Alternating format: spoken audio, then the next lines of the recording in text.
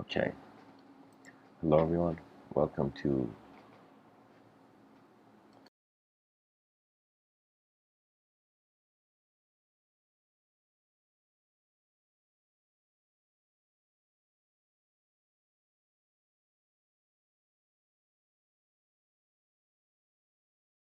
In tonight's episode, I would like to speak about the designer's freedom inside stories. The designer's freedom is an idea that it was one of the most remarkable realizations of my life. It was the game changer of the lifetime, I can tell you. One of the game changers. That means it changed the game of life for me.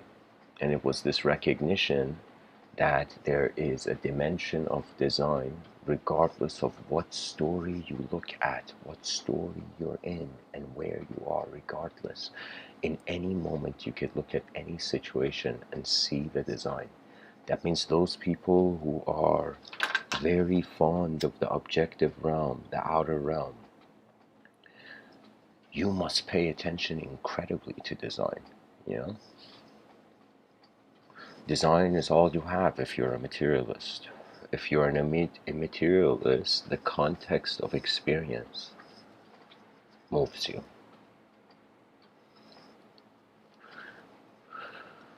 There's a flaw, I think most human beings have this. Maybe some people are just perfect right from the womb.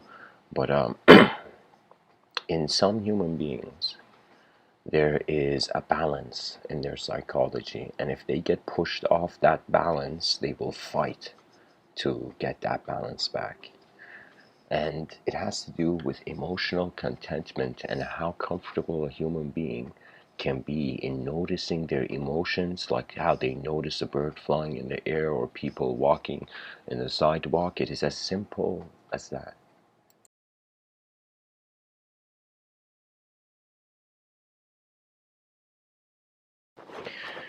I can say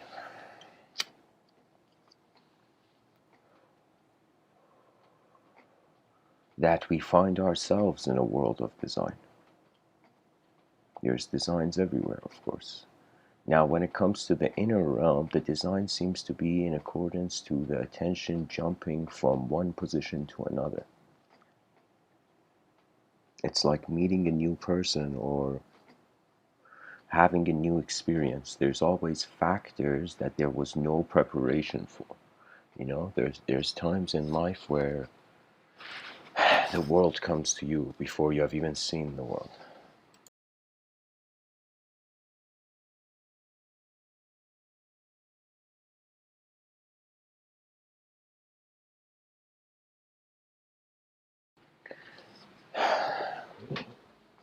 Recently, I've started this channel called The Man Who Drew on the Sky. In it, I have a technique in the art where I realize that in life, it doesn't have to be, we in speech and in communication, we do things linearly. But many moments in my life, there is no linear development. It's as if whatever's in front of you, you move ahead. So think of it this way. Imagine a person who was tired of the result of their action until one day they found an algorithm. They realized that every moment happens and that we have access to what is immediately happening. In any problem, if you cannot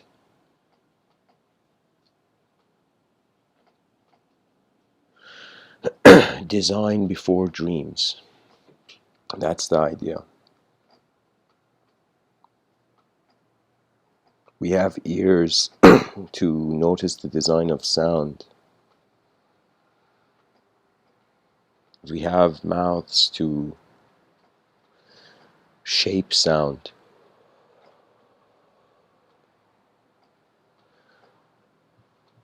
We have eyes that receive light But do we have something that can shape light? Isn't that interesting? We have ears and a mouth, but we have nothing that gives off light. You know, the mouth creates sound and the ears receive sound, but the eyes receive light and there's nothing. Like, what, how can you? It's like we cannot talk through light, we can speak through sound. Imagine the future languages being geometrical light. How remarkable would that be?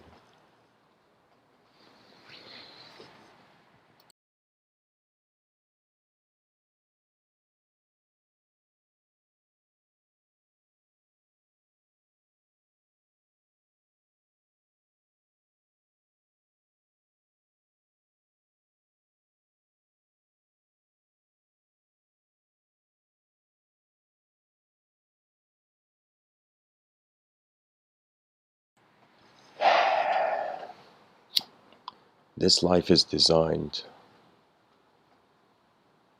to appear as a character in a story, but the story can be seen from multiple angles. I remember writing in one of my poetic works, the earth faces many faces, and many faces face the earth.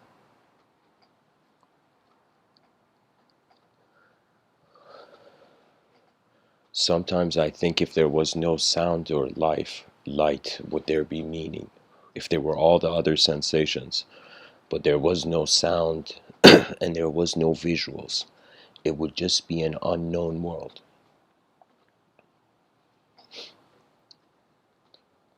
And so I think we are creatures that are reacting to emptiness and declaring ourselves as shape, because what else can you do in this world?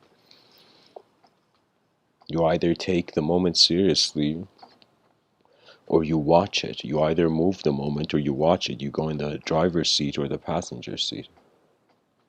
Now, most human beings, they are raised being in the passenger seat. Most people don't feel their lives are their lives, because your life doesn't begin until you start actually looking at what you are.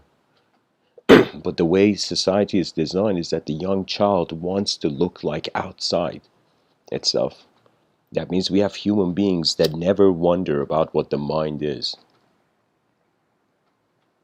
And that shocks me, because the world is happening where the mind is.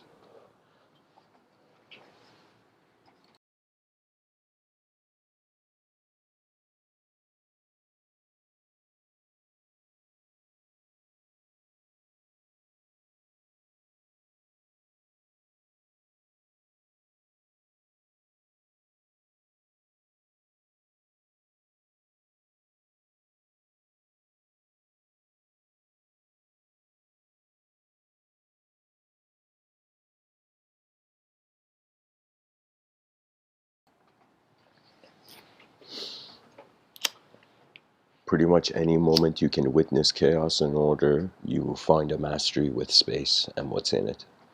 Order is how the phenomena in the space moves. Chaos is how the phenomena returns to space. There has never been such a thing as death. Energy cannot be created or destroyed. It can change from one form to another. So if we identify with the form, yes, there is death, the body leaves. But if we identify with energy, how can energy die? You see, I realized that science is actually believing in the infinite.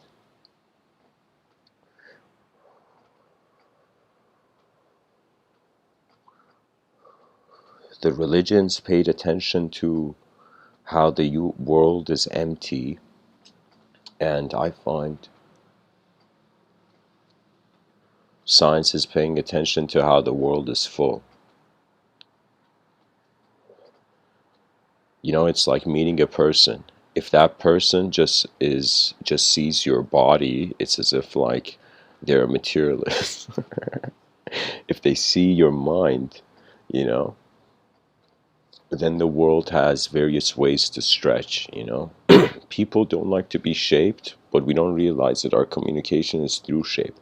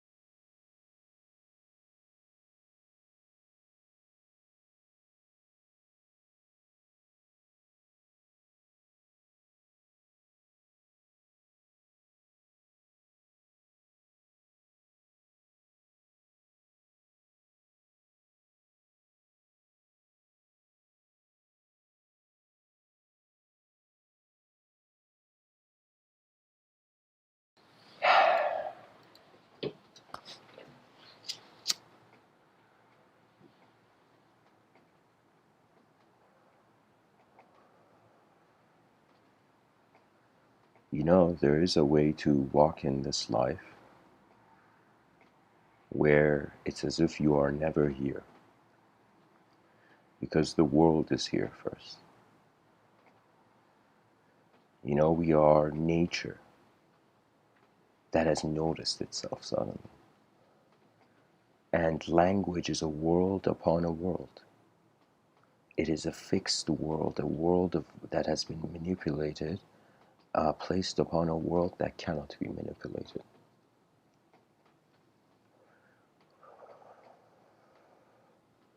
One of the most deepest questions on this planet: could energy have sight yet be faceless? Could there be uncontained sight?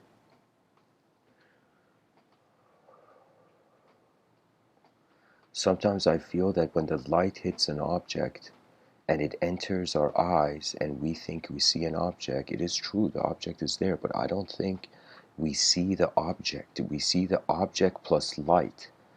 That means imagine the world was actually a completely different shape. But because light hits it and it enters our eyes, we find this phenomenon.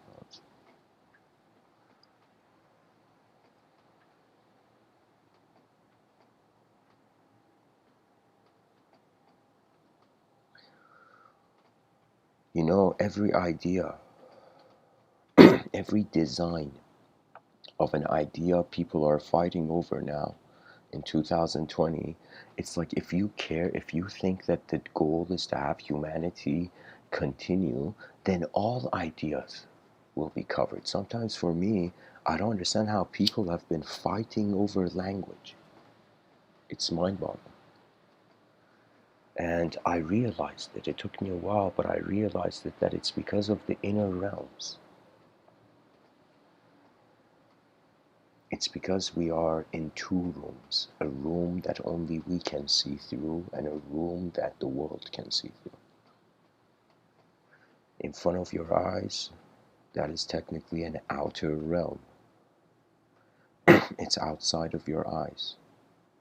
And when we see something, then close our eyes, where that conscious attention navigates as is the inner realm. It appears immediately, most immediately, it appears as you notice that when you close your eyes, like after a while, most people think it's black, but it's not actually. After a while of closing your eyes, you can notice the light above your eyelid, like on the other side of the eyelid. Do you know? So it doesn't become completely dark. But the thing is that a person can see something, close their eyes, and get access to a similar visual. That means everybody try this out right now. Look at some object, whatever is in front of you, then close your eyes and try to see that object, same object. You're going to see that the mind, everybody's capacity is different, that the mind has a sort of copy paste ability. What it means is that it's literally the imprint of the light, I think, on the eyes.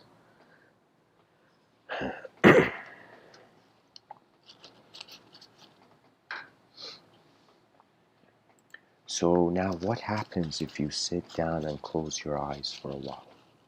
I don't know how many people have tried this honestly, but there was a moment, there's been many moments, but there was one specific moment that I remember. I was jet lagged and I went to Italy. It was my first night in Italy. And there was a, anyways, unique experience. And what happened?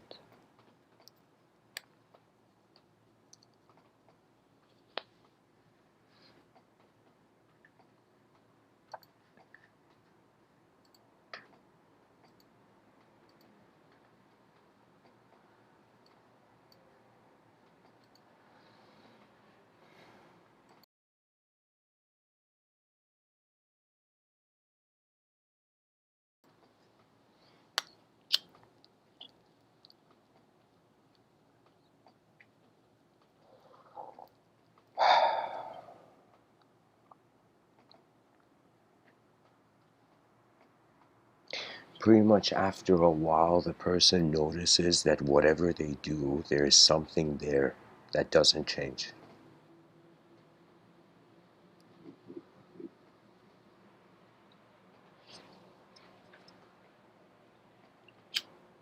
The whole aim is that because we're moving in a system filled with different types of conditions and circumstances and just ways of movement, it's as if the person wants to notice if everything I do has a condition to it, has a circumstance, has something attached to it.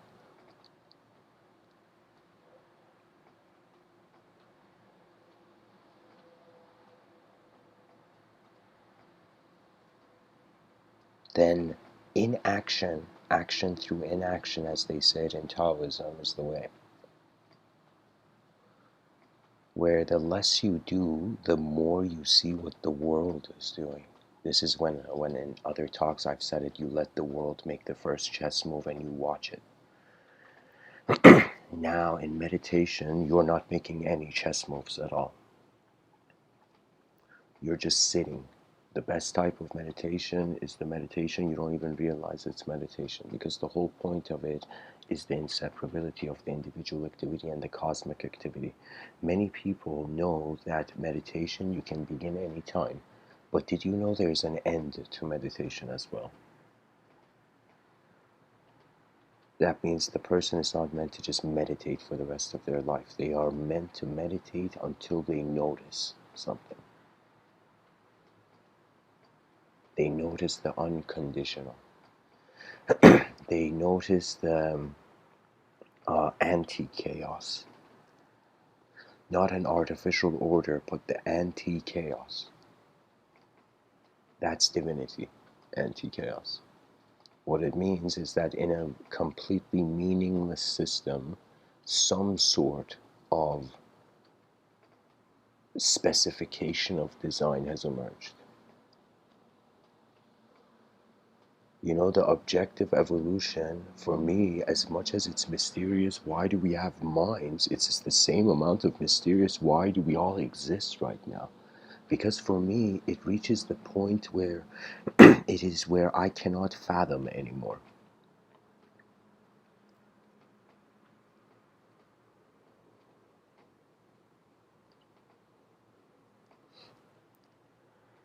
It's like wondering if the species is going to go through a cyberspace phase, a digital phase, and after that digital phase, in the future, beings have as much of a comfortable understanding we have of we are individuals. Imagine we'd have the same comfort of being a collective. What it means being a collective is realizing that there is a greater self to the moment. Because everybody, like even the most ruthless dictator or someone with an ego of, chaotic intensity, it's like that person, eventually when they go to sleep, they're going to be a simple human being. Do you know what I mean? That means the good thing about sleep is that it helps the mistakes of the day to discontinue. For me, every time I sleep, it's like refreshing the browser, web browser.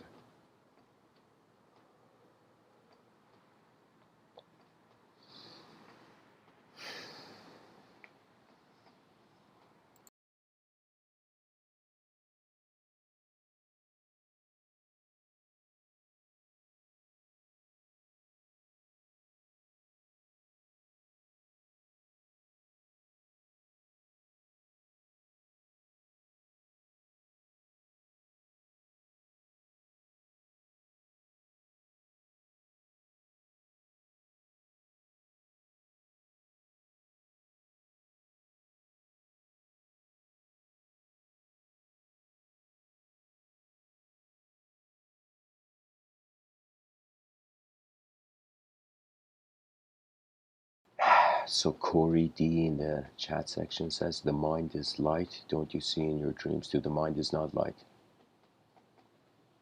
The definition of it needs light to negate as there is but mind is like space. Mind is not visible. Its result, its effect is visible. Its cause is not visible. Hence the hard problem of consciousness. Why are we aware of what we are aware of? Why those specific ranges, What I'm starting to realize in life is that language is going to become a technology with limits, and these limits are going to become more and more clear, and there's going to come a need for exploration again. We are like a species that has stopped exploring. But Corey, in the chat section, I will tell you the content of the mind is light, but the mind is not light. The mind is witnessing light.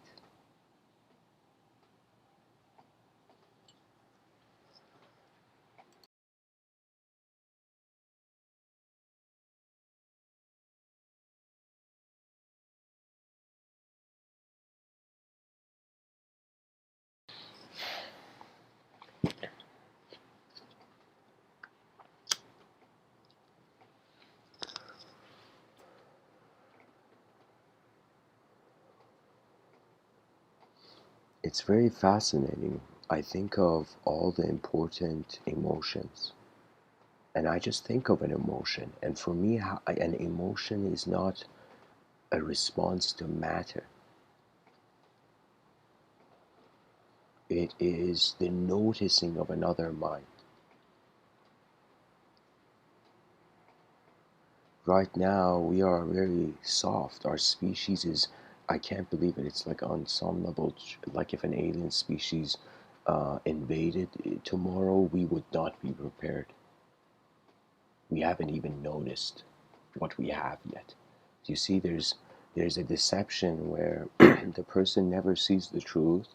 There is a deception where the person sees the truth and then is deceived still.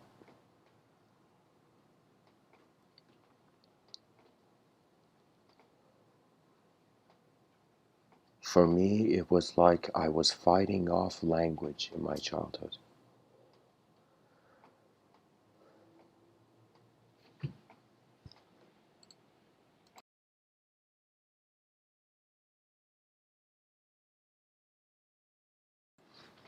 This world seemed like I had my own eyes, like when I'm remembering when I was young how I felt, like I had my own eyes. And the content inside it could speak back.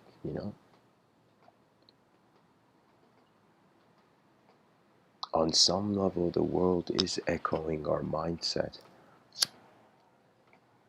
But on another level, there's also other minds.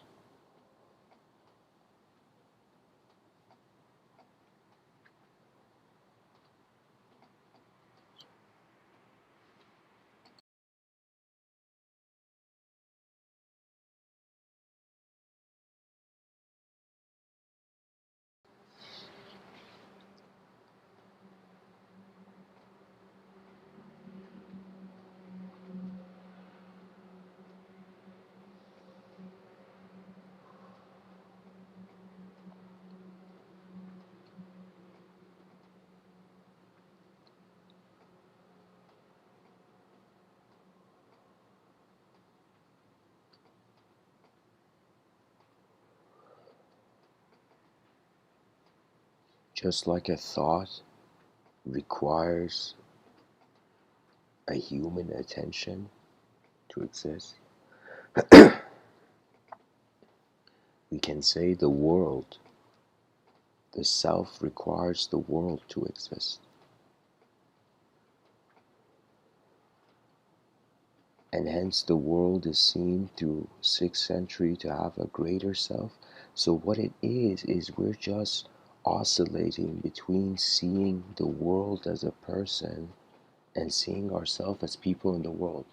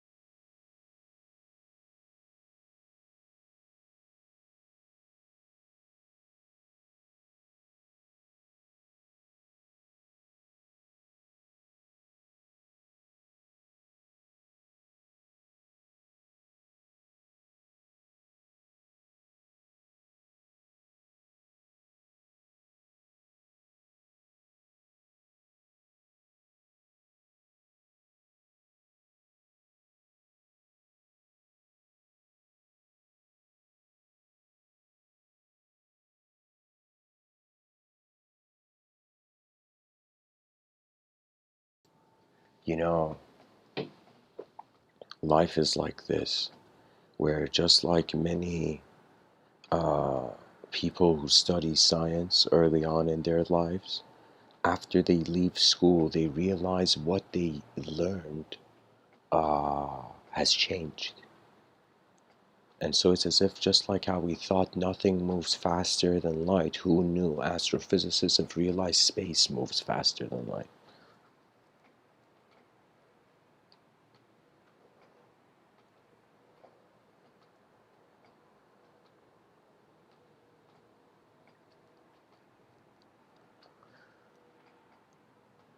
This life is, you can choose to have emotions and see stories and see like that person did that, that person is this, that, like you can totally play that kind of inner realm chess game with the world, or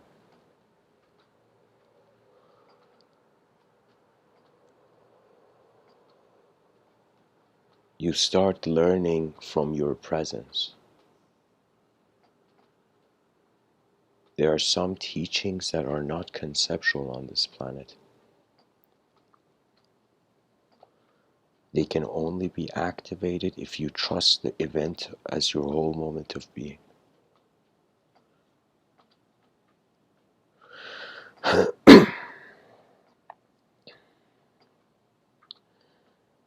There's a level of design, which is the objective realm. Then there is a level of being conscious of that design and being able to see other designs. So I can say that when we see a person in front of us, that is a lot of complex relationships. That could be like a, when you notice a face, familiar face, that's a lot of neural, like the neurons are really firing up. And here's the question: if we, there's no explanation of free will here, guys. Check this out. If we were purely material, then we should not have a free will. We should just be moved by the environment. But because we can somehow second guess the moment,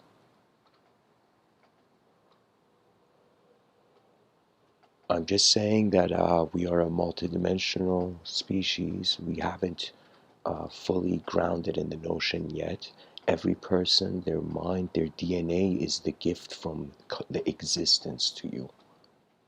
How you're experiencing life right now, whether good or bad, it's a gift from existence.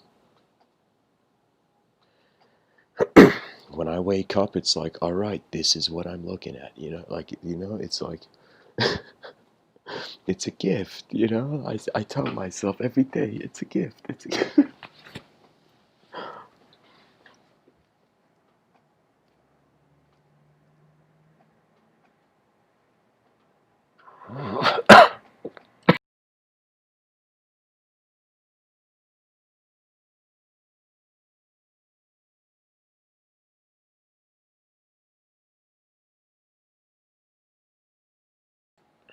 Sorry, guys.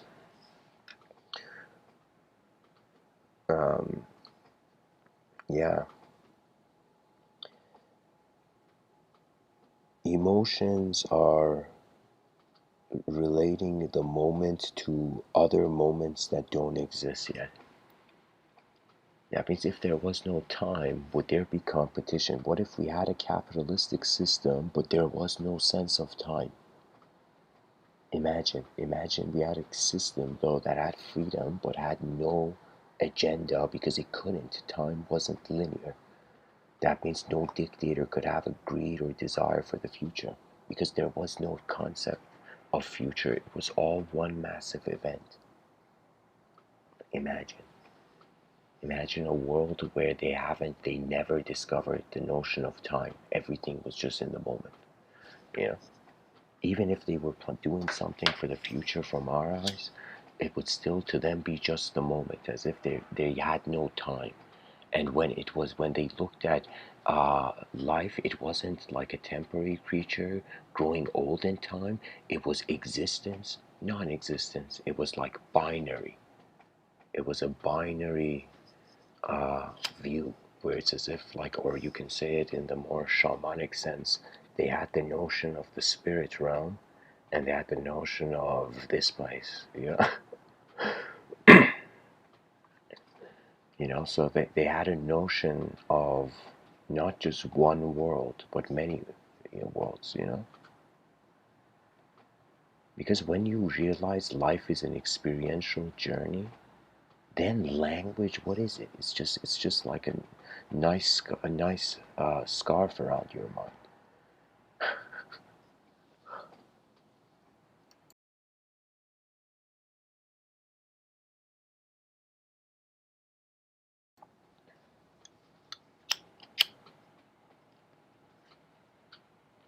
You can, any moment in life, any situation of any emotional intensity, just pause and look at everything like it's design.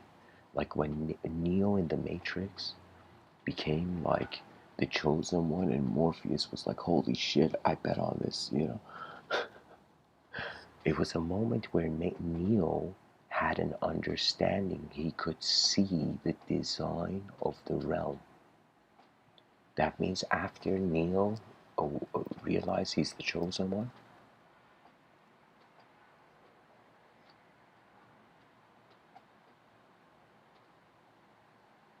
he realized that his mind's will was not limited to his body. And a will that is not limited to a body, its safest safe haven is nature.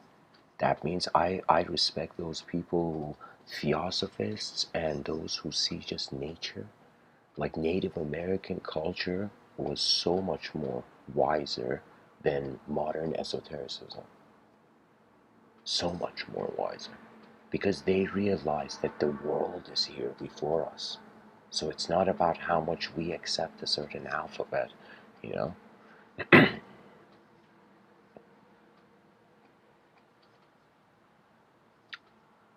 It's like we branded the void, um, we branded matter with a name in the void.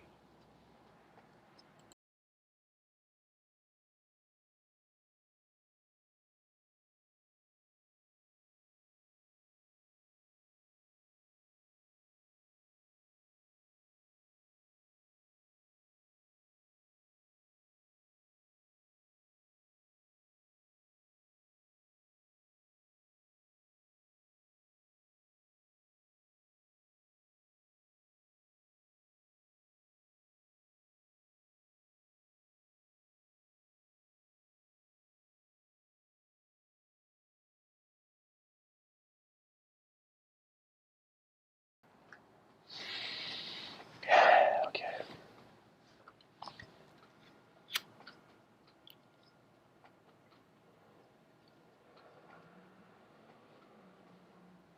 You know,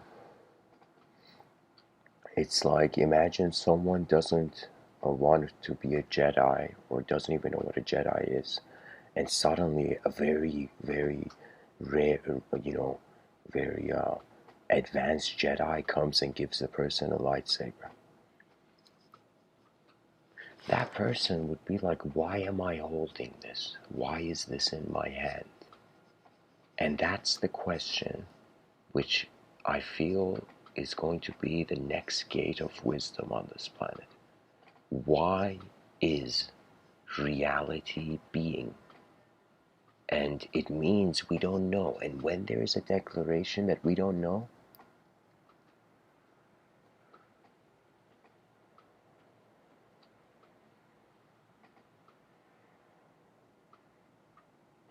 knowledge can breathe anew.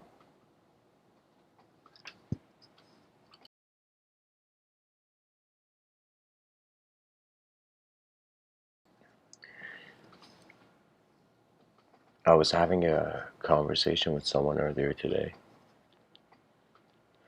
and they were saying something about, we were talking about the inner realms, and I remember telling them that my inner realms were, since like after a certain point, it's very geometric.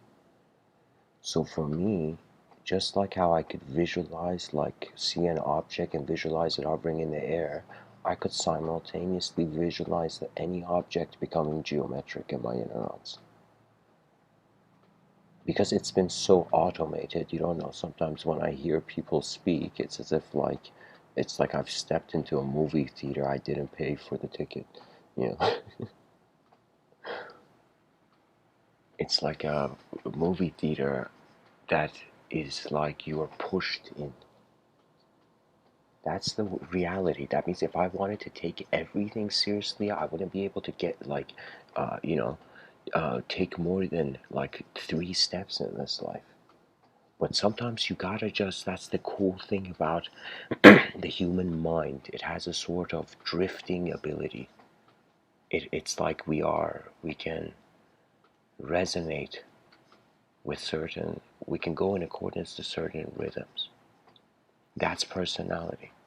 You can have a view of personality as if it's every person has a unique personality, or you can have a view that personality is just how a creature responds on a rock in the middle of nowhere.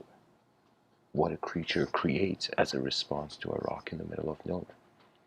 You know, there's many human beings who they are like master musicians, but they've never picked up an instrument. And there's many advanced communicators who they are master minds, not masterminds, like one word, but master minds. They have mastered their mind. What that means is their mind has become their ally. So many people, their intelligence is not their own ally. Their intelligence may love the world, worship God, but they could hate themselves. You know? That means I found it very strange that in monotheistic traditions, the idea of God is as if we are God's creation and God is all forgiving and merciful, yet God couldn't forgive Adam and Eve.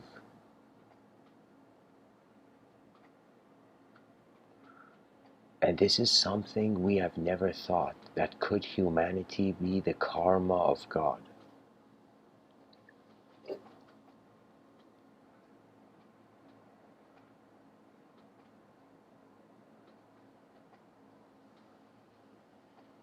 I don't know, something about this planet tells me that it's too strange, you know? Like, you know how they say it's too good to be true? If it's too good to be true, it's too good to be true. You know, in business, sometimes like somebody comes and offers you, hey man, you want to become this overnight? And the person's like, oh my God, sure. And then they go and they see that the person had more than one face.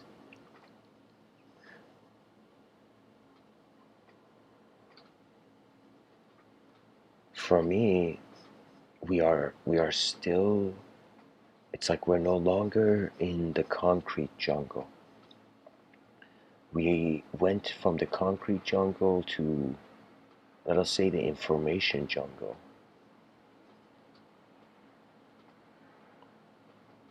And now it's going to be digital, technological. Technology is the demon of the future, or can be, or it can be the angel of the future.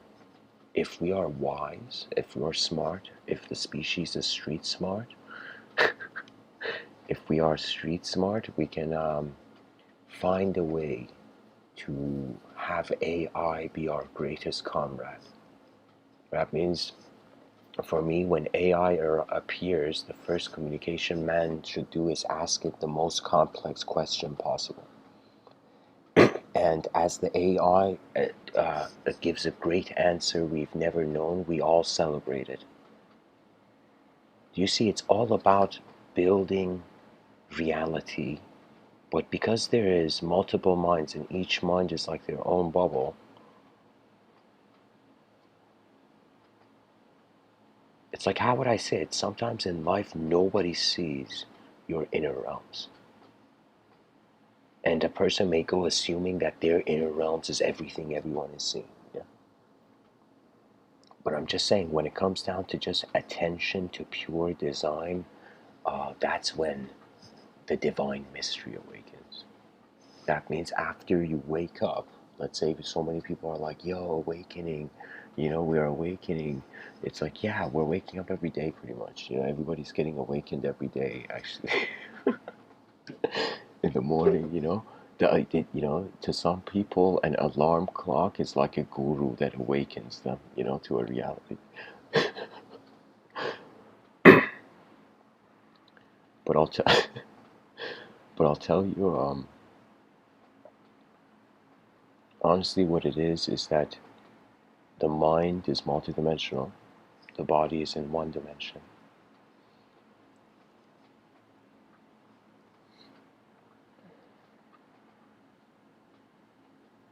And guys, I gotta create a part 2 to this, so hang on. I gotta relocate.